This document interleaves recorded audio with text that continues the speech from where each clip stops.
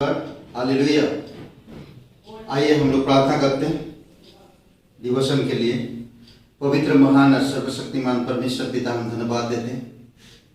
तू सच्चा है और तू धर्मी परमेश्वर है, करुणामय, दया करने वाले, हर एक लोगों से प्रेम करने वाले परमेश्वर। हम धन्यवाद देते हैं उस लहू के लिए जो आपने क्रूस पर बहाया।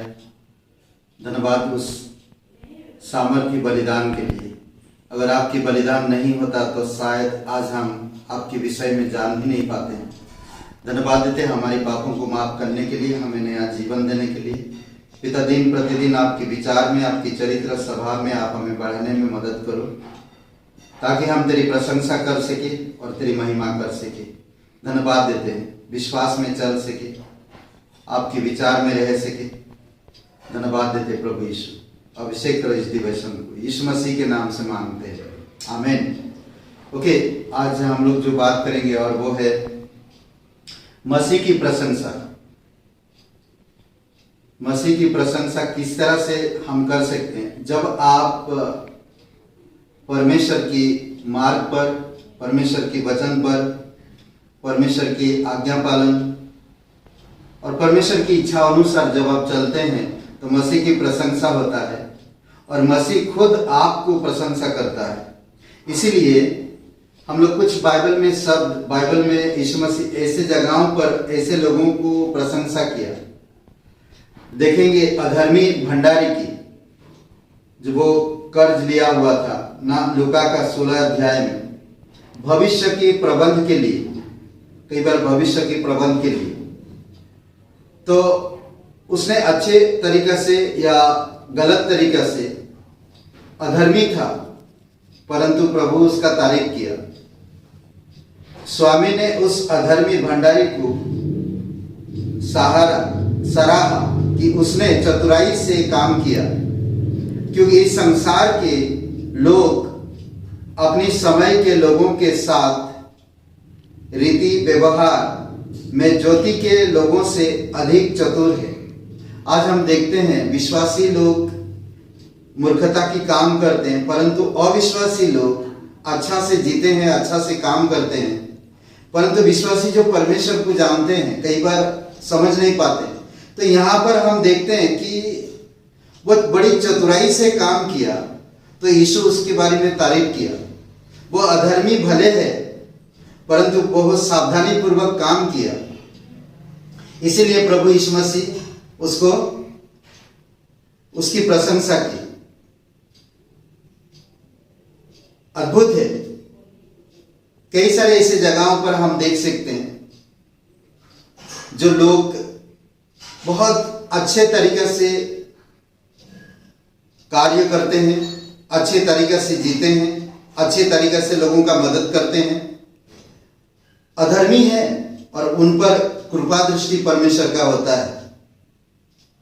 हम उस विधवा के बारे में भी देख सकते हैं ना, लूका का 21 अध्याय वचन 3 में, विधवा की देने में उदारता के लिए तब उसने कहा, मैं तुमसे सच कहता हूं कि इस कंगाल विधवा ने सबसे बढ़कर डाला है। सब लोग अपनी आमदनी में से डालता है, परंतु ये अपनी घटी में से और दिल से डाली। तो प्रभु यीशु मसीह उसकी तारीफ किए। तो आज क्या आप और मैं तारीफ के पात्र हैं? क्या प्रभु परमेश्वर आपको तारीफ करता है?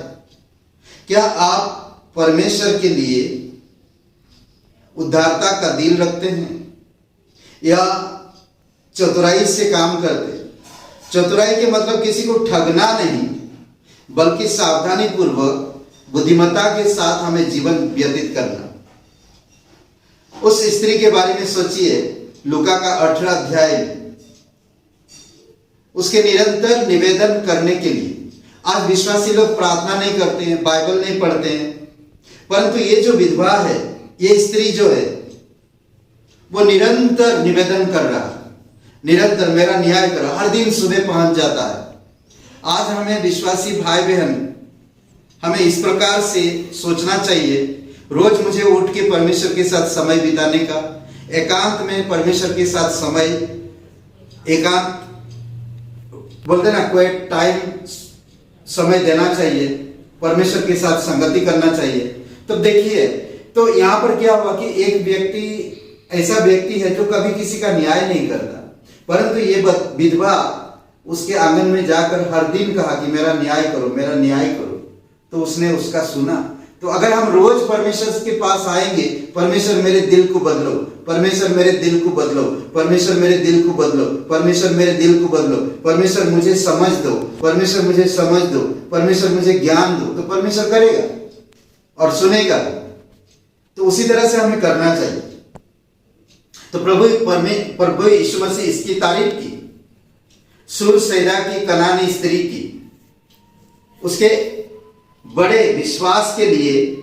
मत्ती के 15 बड़े विश्वास, उसने किस तरह से प्रभु को तारीफ किया। लोग नीचा दिखा रहे हैं तो भी वो परमेश्वर पे भरोसा कर रहे हैं।